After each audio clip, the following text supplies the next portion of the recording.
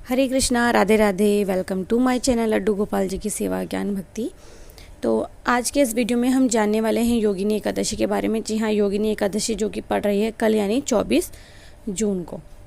तो कहते हैं कि इस एकादशी को जो भी कोई करता है उसे पाप से मुक्ति मिलती है, मोक्ष की प्राप्ति होती है, या जो भी भगवान विष्णु की पूजा अर्चना करता है इस दिन उसे ये पुण्य प्राप्त होता है। हिंदू धर्म में वैसे तो प्रत्येक एकादशी का अलग अलग महत्व होता है और हर महीने में 2 एकादशी आती है, एक शुक्ल पक्ष की और एक कृष्ण पक्ष की। आषाढ़ मास की ये जो कृष्ण पक्ष की एकादशी है, योगिनी एकादशी, ये कल है। तो विष्णु पुराण के अनुसार इस व्रत को जो भी कोई रखता है उसे 88,000 ब्राह्मणों को भोजन कराने के बराबर पुण्य मिलता है। और इसका जो पारण का समय है या एकादशी कब लग रही है वो मैं आपको बताती हूँ। तो एकादशी शुक्रवार को लग रही है 24 जून को। तिथि शुरू हो रही है इसकी 23 तारीख को ही और रात को 9:40 से भी शुरू हो जाएगी। और ये जो तिथि समाप्त होगी वो 24 जून को रात को 11:13 पर समाप्त हो जाएगी।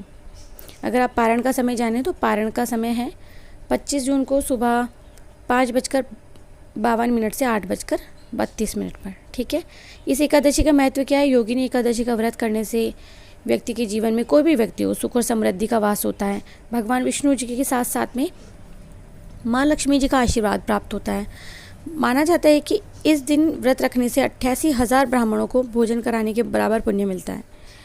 तो ये भी कहा जाता है कि मृत्यु के बाद में नरक लोक का जो कष्ट होते हैं, कोई यातनाएं होती हैं, वो नहीं भोगनी पड़ती। साथ ही में जो लोग इस एकादशी का व्रत रखते हैं उनको मृत्यु के बाद में यमदूत नहीं बल्कि देवदूत लेने आते हैं। और इस व्यक्ति, जो भी कोई व्यक्ति जिसका देवलोक गमन होता है, उस आत्मा को स्वर्ग में स्थान प्राप्त होता है।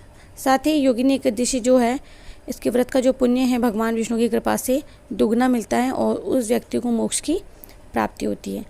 प्रत्येक एकादशी के समान इस एकादशी पर भी पूजा होगी। सुबह में जल्दी उठें, स्नान करें। स्नान के बाद आप पूजा स्थल को साफ़ करें, वहाँ पाटा लगाएं, मतलब चौकी लगाएं, जो भी है, भगवान जी की प्रतिमा स्थापित करें, फ़ोटो स्थापित करें। मंदिर अगर है तो उसी में पूजा करें। फिर भगवान विष्णु का अभिषेक करें और इसके बाद में आप भगवान विष्णु को तिलक लगाएं, फूल चढ़ाएं, सात्विक भोग लगाएं, तुलसी दल अवश्य डालें। इसके बाद में भगवान विष्णु की आरती उतारें, सहस्त्र नाम पाठ करें, जाप करें, कथा का श्रवण करें या कथा कहें, कीर्तन आप कर सकते हैं। तो इसी प्रकार से भगवान विष्णु की पूजा करें लक्ष्मी जी के साथ में। तो मैंने आपको बता ही दिया है। चलिए हम योगिनी एकादशी की कथा जान लेते हैं। एक बार युधिष्ठिर ने भगवान श्री कृष्ण से पूछा कि हे प्रभु, आषाढ़ मास के कृष्ण पक्ष की एकादशी क्या है, उसकी महत्वता बताइए, इसके बारे में मुझे बताने का कष्ट करें। भगवान श्री कृष्ण ने कहा कि इस एकादशी को योगिनी एकादशी के नाम से जानते हैं। ये व्रत तीनों लोकों में प्रसिद्ध है और इसके पुण्य प्रभाव से मृत्यु लोक में मुक्ति प्राप्त होती है। और इसकी कथा इस प्रकार से है। तो अलकापुरी में कुबेर नाम का राजा रहता था और प्रत्येक दिन भगवान विष्णु और भगवान शिव की पूजा किया करता था। एक माली हेम हर दिन पूजन के लिए फूल लेकर आता था और उसकी पत्नी का नाम था विशालाक्षी। एक दिन वह फूल लेकर आया लेकिन पत्नी की सुंदरता के वशीभूत होकर काम वासना में लिप्त हो गया। उधर राजा पूजा के लिए फूल की प्रतीक्षा करता रहा। दोपहर तक जब माली नहीं आया तो राजा ने सैनिकों को उसका पता लगाने के लिए कहा। तब सैनिकों ने कहा कि वह कामी है और वह पत्नी के साथ हाथ से विनोद कर रहा है। इस पर राजा ने उसे तत्काल बुलाने को कहा। डरते हुए राजा के दरबार में उपस्थित हुआ और क्रोधित जो राजा कुबेर था उसने माली से कहा कि तुमने भगवान शिव का अनादर कर दिया है। और कुबेर ने उसे श्राप दिया कि वह पृथ्वी लोक पर कोढ़ी बनकर कष्ट भोगेगा, पत्नी का वियोग वहन करेगा।